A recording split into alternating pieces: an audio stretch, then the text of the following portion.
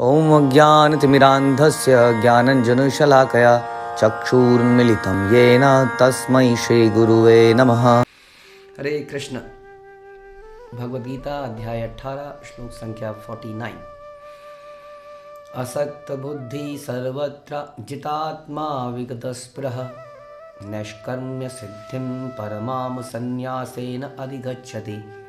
जो आत्म संयमी तथा अनासक्त है एवं जो समस्त भौतिक भोगों की परवाह नहीं करता, वह संन्यास के अभ्यास द्वारा कर्म फल से मुक्ति की सर्वोच्च सिद्ध अवस्था प्राप्त कर सकता है। तो इससे पिछले श्लोक में हमने सुना कि व्यक्ति को अपने गुण के अनुसार जो भी उसको ट्रेनिंग मिली है, जो भी उसका गुण है उसके अनुसार कार्य करना चाहिए, जो भी उसको आज्ञा मिली है उसके अनुसार कार्य करना चाहिए। उस कार्य में कोई ना कोई दोष रहेगा, लेकिन फिर भी उस कार्य को करते रहना चाहिए, उसको त्यागना नहीं चाहिए, क्योंकि वो उसको सीनियर अथॉरिटी सिस्टम गुरु परंपरा से आज्ञा द्वारा प्राप्त है। उसमें किए गए जो अपेरेंटली लगता है कुछ पाप कर्म या गलत चीज़ें, वो उसका फल उसको लगता नहीं, वास्तव में गलत होता भी नहीं है। क्योंकि अर्जुन के लिए बड़ा महत्वपूर्ण संदेश था, क्योंकि अर्जुन सोच रहा था कि इस प्रकार की नर हत्या में तो पाप है और इसलिए मुझे इसको त्याग देना चाहिए, मुझे संन्यास ग्रहण कर लेना चाहिए। तो एक संन्यास की एक डेफिनेशन उसके दिमाग में थी कि संन्यास का मतलब होता है कर्म का त्याग। संसार में अधिकतर संन्यास का डेफिनेशन यही लिया जाता है, कर्म का त्याग इस संन्यास। इसलिए कई बार संसार से लोग संसार को छोड़ देना चाहते हैं, इसको गलत समझ के, इसको झूठा समझ के, इल्यूजरी समझ के आदमी कर्म को ही त्याग देना चाहता है। उसको लगता है कि संन्यास मतलब कर्म को त्याग। लेकिन इस श्लोक में भगवान बड़ा अच्छे से बता रहे हैं कि सबसे उच्च सिद्ध अवस्था क्या है और वो कैसे प्राप्त करी जा सकती है। तो सिद्ध अवस्था क्या है? सबसे पहले अगर हम सुने बाद वाला सेकंड पार्ट ऑफ द श्लोक का, सिद्ध अवस्था है कि वह कर्म फल से मुक्ति को प्राप्त करे। ये सिद्ध अवस्था है। सोचिए कितना सिंपल डेफिनेशन है सिद्धता की। किसी से अगर पूछा जाए तो लोग बहुत सारी चीज़ें इसमें बोल सकते हैं। बड़ा सिंपल डेफिनेशन, वेरी सिंपल। भगवान ने बताया कर्म फल से मुक्ति, ये जीवन की सिद्ध अवस्था है। यानी कि किसी भी स्थिति में हम कर्म से मुक्ति नहीं कर सकते हैं, क्योंकि जीव चेतन है, चेतना के साथ जीव चेतन है ना। तो कभी भी वो कर्म से मुक्त नहीं रह सकता। अगर आपने पढ़ा है हिंदी और इंग्लिश, वर्ब एंड कर्म, क्रिया, तो बहुत सारे ऐसे वर्ड हैं जो आपको समझ में आ जाएगा कि हाँ ये भी तो क्रिया है, ये भी कि सोना भी क्रिया है, खाना भी क्रिया है, चलना क्रिया है, बैठना क्रिया है, उठना क्रिया है। क्योंकि जीव चेतन है, इसके अंदर वो क्रियाशील है। जड़ पदार्थ का मतलब यही है, पत्थर है वो, चेतना नहीं है उसके अंदर। तो इसलिए कर्म से मुक्ति इज़ नॉट पॉसिबल। कुछ ना कुछ कर्म हम करेंगे ही, बेहतर है वो कर्म करें जो हमारे गुण और ट्रेनिंग एंड सीनियर इंस्ट्रक्शन हमें मिला है उसको कर लें, क्योंकि एनीवे कुछ ना कुछ तो करना ही पड़ेगा। अगर उसको करेंगे तो we will not be responsible, क्योंकि हम तो आज्ञा का पालन कर रहे हैं वास्तव में। जैसे दूत है, दूत जो है मैसेंजर को इन्फॉर्मेशन लेके आता है, तो मैसेंजर को मारना धर्म के विहीन माना जाता है। यही कारण था कि अंगद को मारा नहीं गया, है ना। या हनुमान के साथ भी बोला जी इसकी पूंछ चला दो, चलो छोड़ो। मैसेज लेके आए हैं। दूत का जो है, दूत तो केवल मैसेंजर है, वो तो मैसेज पास ऑन कर रहा है, उसकी जिम्मेदारी नहीं है ना। जैसे हम कई बार बोलते हैं ना कि अगर कोई पोस्टमैन आपको कुछ चिट्ठी डिलीवर करता है और चिट्ठियों में गालियाँ लिखी हैं, तो आप पोस्टमैन के सर पे नहीं मारोगे कि वो तो चिट्ठी देने आया है, राइट। बल्कि अभी तो वो चिट्ठी दे रहा है बंद लिफाफे के अंदर, उसको पता नहीं क्या है। पहले ज़माने में तो बोल के बोलता था, वो सारा मैसेज बोलता है। माना कुछ गाली लिखी है, अबे तेरी तो, अबे ये, अबे वो अभी तो चिट्ठी में लिखी है। अब ये समझ लिए दूत को बोलना है, फिर भी दूत को मारा नहीं जाएगा। बोले दूत, आप तो दूत हैं जी, बस मन तो कर रहा है आपका चकनाचूर कर दूं, आपकी हड्डी तोड़ दूं, लेकिन आप दूत हैं, आप चले जाइए यहाँ से। तो इतना कल्चर था उस ज़माने में कि दूत पर अटैक नहीं होगी, वो दूत है, आज्ञा का पालन कर रहा है। वैसे यदि हम आज्ञा का पालन करते हैं जीवन में, शास्त्र की, भगवान की, गुरु की, तो हमें उसका फल नहीं भुगतना पड़ता, because we are executing the orders, right. तो एक तो ये हो गया कि कर्म फल, हम कर्म को ऐसे करें। और साथ में बता रहे हैं कि क्योंकि हम ये कर्म अपने लिए नहीं कर रहे हैं, हम कर्म किसी और के लिए कर रहे हैं, इसलिए हम कर्म फल से मुक्त हैं वास्तव में। इसीलिए हमें मुक्त करा जा रहा है, क्योंकि हमारा उसमें कोई इंटरेस्ट नहीं है।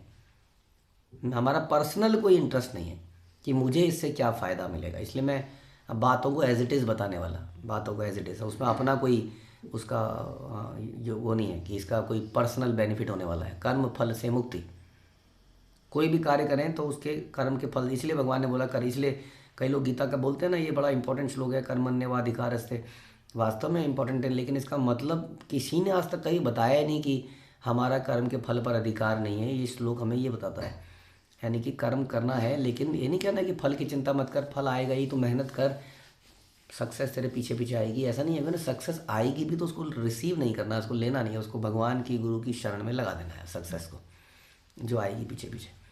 इस प्रकार से हम कर्म फल से मुक्त हो जाते हैं, लेकिन कर्म भी कर जाते हैं क्योंकि कर्म करना अनिवार्य है। तो ये जो स्थिति है ये सर्वोच्च सिद्ध अवस्था है, आप समझ लीजिए, सर्वोच्च सिद्ध अवस्था है। और कोई आप कोई कहेगा नहीं संन्यास सिद्ध अवस्था है क्या? क्या सिद्ध अवस्था है?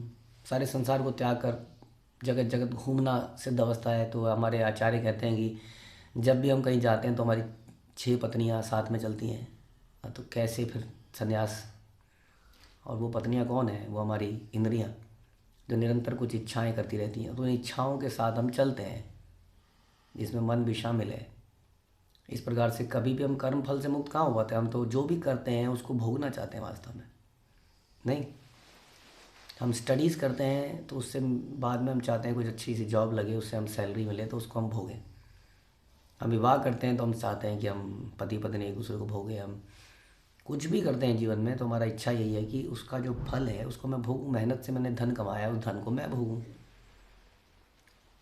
इस प्रकार संतान हमने करी है तो संतान हमारी सेवा में ही पूरा जीवन बिता दे। और ऐसी फिलॉसफी भी चारों तरफ पढ़ा दी गई है कि यही वास्तविक जीवन है, ये जीवन की श्रेष्ठता। यहाँ तो बता रहे हैं कि कर्म फल की मुक्ति की सर्वोच्च सिद्ध अवस्था। अब कर्म फल की मुक्ति हम पहले भी कई बार चर्चा कर चुके हैं। कर्म फल की मुक्ति का मतलब समझना पड़ेगा। फल की मुक्ति किसी के लिए, किसी को तो फल मिलेगा ही, और वो है भगवान। ऐसा नहीं है कि वो फल किसी के पास नहीं जाएगा। ऐसे ही रैंडमली कुछ करते रहो, किसी शून्य के लिए काम करो। ऐसा हो सकता है कि कोई किसी शून्य का, हर हमने पहले भी चर्चा करी थी, हर व्यक्ति को कार्य करने के लिए एक प्रेरणा चाहिए होती है, इंस्पिरेशन चाहिए होती है। किसी की इंस्पिरेशन उसकी गर्लफ्रेंड हो जाती है, किसी की इंस्पिरेशन उसके पेरेंट्स हो जाते हैं, किसी की इंस्पिरेशन उसका देश हो जाता है। और वास्तविक इंस्पिरेशन जब भगवान हो जाते हैं, जो कि वास्तव में शरीर, संपत्ति, सारे संसाधन देने वाले हैं, उनके लिए कर्म करना, यानी कि उसको कहते हैं कर्म फल से। यानी कि कर्म का जो फल है, जो भी मैं कर रहा हूँ, उसका बेनिफिट, उसकी इन्जॉयमेंट भगवान को मिले, गुरु को मिले, ऐसा हम चाहते हैं। तो वो कहते हैं वास्तविक कर्म फल। यानी कि हमने इसको कहते हैं निष्काम कर्म, जो हम पहले कई बार चर्चा कर चुके हैं। तो ये इसके अभ्यास को कहते हैं संन्यास का अभ्यास। यानी कि वास्तविक संन्यास क्या है?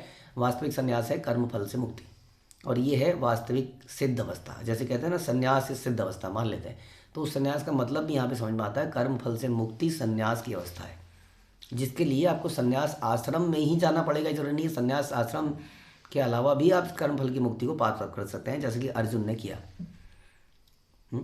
इसलिए अर्जुन को यहाँ बता रहे हैं कि अर्जुन ऐसा मत सोचो कि चीज़ को छोड़ दोगे, भाग जाओगे तो तुम संन्यास को प्राप्त कर लोगे, तो तुम सोच रहे हो कि तुमने सिद्धि प्राप्त कर ली, लोग तुम्हारा गुणगान करेंगे कि देखिए कितना विरक्त आदमी था, सारा राज्य छोड़ दिया, युद्ध छोड़ दिया, चला गया। कह रहे हैं ये गलत हो जाएगा। इसके अलावा यदि तुम इस कार्य को करो, लेकिन मेरे लिए करो, कर्म फल की मुक्ति की सर्वोच्च सिद्ध अवस्था को प्राप्त कर सकता है, जिसको कोई भी प्राप्त कर सकता है। बात में थोड़ी प्रैक्टिस के लिए, शिला प्रभुपाद ने हमें सुनाया हाउ टू प्रैक्टिस इट, और कई सारे शिला प्रभुपाद के शिष्यों ने ऐसा करके दिखाया और करते जा रहे हैं कि भगवान के लिए जीना है, भगवान के लिए मरना है, हर कार्य करना है, पूरा कार्य कर रहे हैं, नौकरी कर रहे हैं, कार चला रहे हैं, बिजनेस कर रहे हैं, कंस्ट्रक्शन कर रहे हैं, पता नहीं क्या क्या नहीं कर रहे हैं संसार में, ज़मीनें खरीद रहे हैं, मंदिर बना रहे हैं, लेकिन हर कार्य भगवान की प्रसन्नता के लिए कर रहे हैं। इसलिए they have become perfect in every area. आप जानते हैं कि विदेश और संसार, विदेशी और यहाँ पर इंडिया में बहुत डिफरेंट कल्चर है। जब प्रभुपाद के शिष्य इंडिया में आए थे तो उन्होंने कुछ लैंड डील करी। आप जानते हैं इंडिया में लैंड डील में कितनी मुसीबत है, बीच में प्रॉपर्टी डीलर है, ना जाने क्या क्या हो जाता है, एक ही ज़मीन 4 बार बिक जाती है, बयाना दे के भी आदमी मुकर जाता है। आप सब ने जानते ही होंगे इस बात को। इन विदेशियों ने जब ज़मीनें खरीदी यहाँ पर मुंबई में और मायापुर में और जहाँ पर भी, इवन वृंदावन में, हर जगह झगड़े, मुसीबत। प्रभुपाद ने समझाया कि बड़ी डिफरेंट जगह है, आप समझिए, आपको ज़रा सतर्क रहना पड़ेगा, ये वैसी जगह नहीं है जहाँ से आप आए हैं। और धीरे धीरे इन लोगों ने इतने मंदिर खड़े कर दिए यहाँ पर, इनके प्रबंध देख लिए, जबकि लैंग्वेज डिफरेंट है। कितनी जगह पर आज भी प्रभुपाद के डिसाइपल्स मैनेजमेंट कर रहे हैं, सारी चीज़ों को कर रहे हैं। उन्होंने ज़मीनें ली, उन्होंने मंदिर बनाए, उन्होंने इतने सारे मैनेजमेंट किए, बड़े बड़े पंडाल प्रोग्राम किए, बहुत पुस्तक वितरण की, गांव-गांव में जाके मुझे कितने लोग मिलते हैं प्रभुपाद के डिसाइपल। कुछ एक दिन पहले वृंदावन में मिले थे, लेक्चर लेते थे, वहाँ बता रहे थे वो राजस्थान के गांव-गांव में जाके प्रचार कर रहे हैं। Nobody knows about it. कैसे उनकी लैंग्वेज समझ में आती होगी, क्या होता होगा। तो व्हाट आई मीन टू से कि जब हम इस संन्यास की अवस्था को प्राप्त करते हैं, जो कि कर्म फल की मुक्ति की सर्वोच्च अवस्था है, तो हम एक्सीलेंस को प्राप्त करते हैं, क्योंकि उस वक्त साक्षात भगवान के लिए हो रहा था, और उसमें योग्यता भगवान देते हैं। हाँ, भगवान की दी हुई योग्यता कैसे फेल हो सकती है। इसलिए अब इसको करना कैसे है, ये पहली लाइन बताते हैं कि आत्मसंयमी तथा अनासक्त और भौतिक भोगों की परवाह ना करने वाला व्यक्ति ऐसा कर पाता है। वो ज़्यादा ना सोची थी ना कांक्षी थी। वो ये नहीं सोचता हाय ऐसा क्यों नहीं मिला, हाय आज वहाँ पर पार्टी मिस हो गई, मेरा पेट खराब हो गया, क्या बढ़िया बढ़िया खाना होगा रहा होगा। बड़ा छोटे लेवल का भोग है एक्चुअली में, हाँ, जीव का भोग। हाय वो कन्या यहाँ से निकल गई, वो हंसते हुए गई थी, शायद मेरे पर ही हंस रही थी, लेकिन शायद मैंने मौका मिस कर दिया। भौतिक भोगों की परवाह ना करना, I don't care, I don't care about any this type of physical attractions. इसलिए वो आत्मसंयमी है, वो अपनी इंद्रियों को वश में करना जानता है, अनासक्त, इन चीज़ों से बिल्कुल भी आसक्त नहीं है। उसकी आसक्ति लेकिन किस में है, उसकी आसक्ति कर्म में है, भगवान की प्रसन्नता के लिए। इसलिए के लिए ये बड़ा इंपॉर्टेंट है। उनकी प्रसन्नता के लिए हम क्यों बार बार बोलते हैं, इसका मतलब कर्म फल से मुक्ति, यानी कि मैं अपनी प्रसन्नता के लिए नहीं कर रहा हूँ जो भी मैं कर रहा हूँ। And that is a message to Arjun also, कि आप इसको करिए। वाकई में डिफ़िकल्ट है। जो अर्जुन के सामने स्थिति थी वो हमारे सामने कभी आएगी नहीं, ऐसा लगता नहीं है। इतनी कठिन समस्या हमारे सामने आएगी जितनी अर्जुन के सामने थी। बहुत ही बड़ा भगवान ने अपना जो गीता सुनाई वो ऐसे एग्जाम्पल के साथ सुनाई कि आगे आने वाला कोई व्यक्ति कुछ बोल ही ना पाए कभी ज़िंदगी भर, कि मेरी ज़िंदगी के समझते हो आप, मेरी प्रॉब्लम समझते हो आप, बड़ा गीता का ज्ञान दे रहे हो आप, मेरी प्रॉब्लम मेरी जगह पे आओगे तो आपको समझ में आएगा। किसकी जगह पे आए, अर्जुन की जगह पे आप ज़रा खड़े होके देखिए, सारे संबंधी सामने खड़े हैं, उसके पास ताकत है सबको मार डालने की, लेकिन क्या करे अब, अपनी इन्हीं को जिन्होंने इनकी गोद में खेला है, उनकी गोद में उन्हीं लोगों को कैसे मार दे, जबकि वो अधर्म के साथ साथ भी हैं। धर्म का पालन करना है, लेकिन धर्म का पालन तब होगा जब ये सब मारे जाएंगे, क्योंकि शांति की सारी सिचुएशन, सारी पॉसिबिलिटीज़ समाप्त हो गई हैं। अब ये युद्ध अनिवार्य हो गया है, करना ही पड़ेगा, बहुत ही मुश्किल है।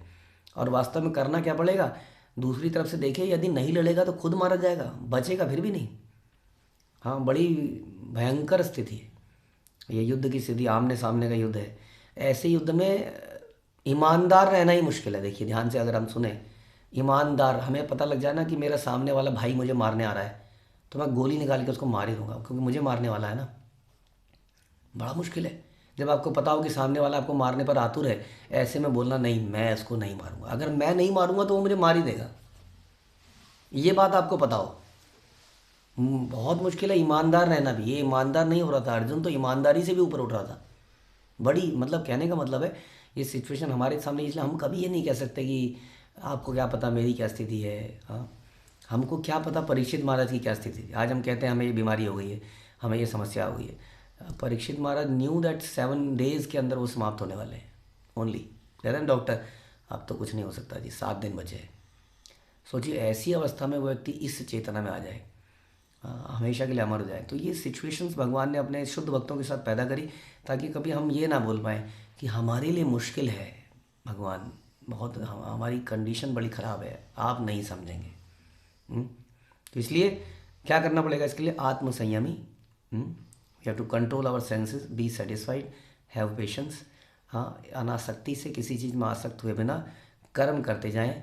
ये सोचकर कुछ अज्यूम नहीं करना है, मतलब कि जो आपको गुरु परंपरा से आदेश मिले, भगवान, गुरु, गीता, शास्त्र, गुरु, साधु, शास्त्र, इन चीज़ होती है ना जहाँ से हमें आदेश मिलते हैं। शास्त्रों को पढ़ते हुए हमें कई चीज़ें समझ में आती है, हाँ ये मुझे करना चाहिए। कई बार डायरेक्टली हमें गुरु बोलते हैं ऐसा करना चाहिए, ऐसा करिए। कई बार साधु प्रवचन देते हुए कुछ ऐसा बोलते हैं, हमें प्रेरणा मिलती है। तो गुरु, साधु, शास्त्र, 3 जगह से हमें प्रेरणा मिलती है। तो उनके कहे अनुसार ये सोचते हुए कि इन सब से अल्टीमेटली भगवान प्रसन्न होंगे, कर्म को करना चाहिए, चाहे वो अच्छा लगे, चाहे बुरा लगे, चाहे उसमें सक्सेस मिलने के चांस हो, चाहे उसमें बिल्कुल लग रहा हो कि इम्पॉसिबल है, करते रहना चाहिए। इसको कहते हैं सर्वोच्च सिद्ध अवस्था। वो व्यक्ति सिद्धि को प्राप्त करता है। हरे कृष्ण। श्रील प्रभुपाद की जय। भगवद गीता की जय।